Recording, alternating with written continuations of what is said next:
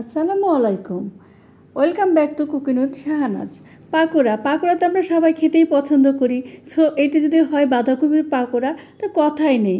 Office থেকে বা কর্মস্থল থেকে এসে বিকেলবেলা বা সন্ধ্যাবেলায় যদি গরম গরম পাকোড়া আর সস, তো কথাই নেই। চলুন যাই মূল রেসিপিতে। সেজন্য আমি একটি বড় সাইজের কপি নিয়ে নিয়েছি, বাঁধাকপি। কপিটিকে আমি এখন কুচি কুচি করে কেটে নেব।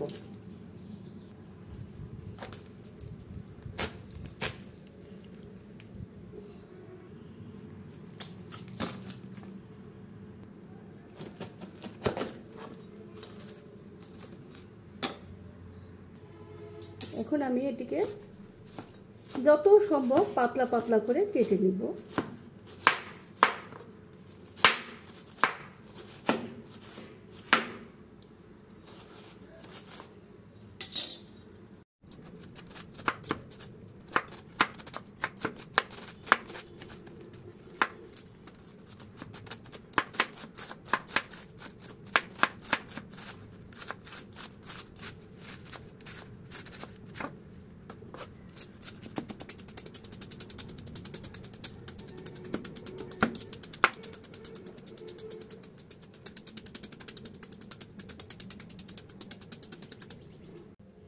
এভাবে পাতলা পাতলা করে, যতটা সম্ভব পাতলা করে কেটে নিতে হবে।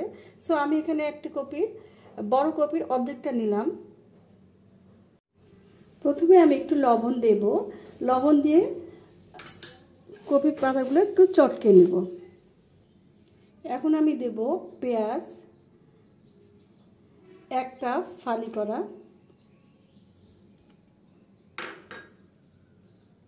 মরিচ স্বাদ মতো, আস্ত জিরে কিছুটা, কালো জিরে কিছুটা। উপকরণগুলো আমি ভালো করে মিশিয়ে নেব, পেঁয়াজগুলো। সো এখন কফিতে অত পানি নেই, সো আর লবণ দিয়ে ভিজিয়ে পানি চেপে বের করার কোনো প্রয়োজন নেই, এমনিতেই হয়ে যাবে। দেখুন, এখন আমি দিয়ে দেব চাউলের গুঁড়ো 1 কাপ। 1 কাপ দিলাম। বেসন দেব 1 কাপ।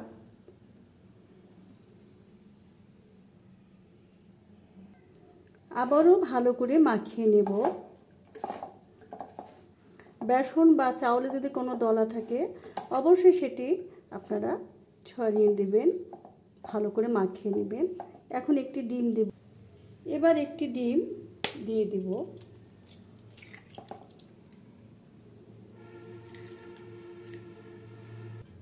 আবারও ভালো করে মাখিয়ে নেব। ভালো করে মাখানোর পর দেখে নিব, এই যে দেখুন পাকোড়ার শেপটি এসেছে কিনা। সো এই যে হয়ে গেছে মাখানো। সো এখন আমি সবগুলো ভেজে নেব। কিছুটা ধনিয়ার পাতা অ্যাড করে দিব এই পর্যায়ে। আপনারা যদি কেউ পছন্দ না করেন ধনিয়ার পাতার ফ্লেভার, তাহলে দেবেন না। তবে যে কোনো পাকোড়াতে ধনিয়ার পাতা দিলে এটি খেতে অনেক ভালো লাগে, সুস্বাদু হয়। তবে রুচি নিজের নিজের ব্যাপার। ধনিয়ার পাতাগুলো দিয়ে আরেকটু মাখিয়ে নিব। খুব বেশি মাখানো লাগবে না, হালকা আলতো হাতে দিতে হবে, না হলে কপিগুলো ভেঙে ভেঙে যাবে, দেখতে ভালো লাগবে না। পাকোড়া ভাজার জন্য আমি এখন একটি চুলায় দিয়ে দিয়েছি। পর্যাপ্ত তেল দিয়ে নিব।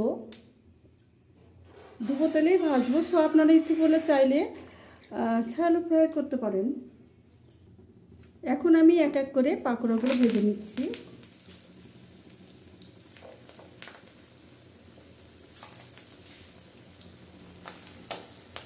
খুব বেশি জোরে জাল দেওয়া যাবে না, তাহলে উপরে পুড়ে যাবে আর ভিতরটা কাঁচা থাকবে।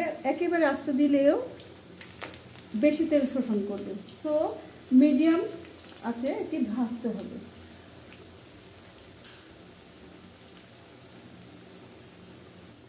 এই যে দেখুন পাকোড়াগুলো খুব চমৎকার একটা স্মেল বের হচ্ছে।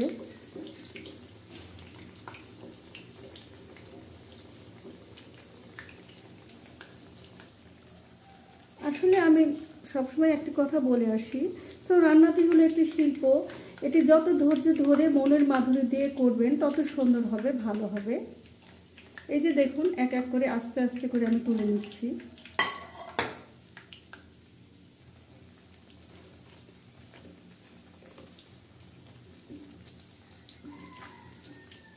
তেলটা ঝরিয়ে নিলে ভালো হয়। তো তেল ঝরানোর জন্য অবশ্যই ছাঁকনা লাগবে।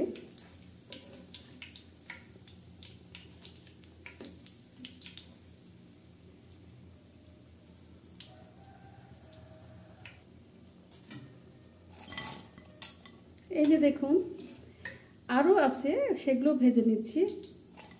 এই যে দেখুন,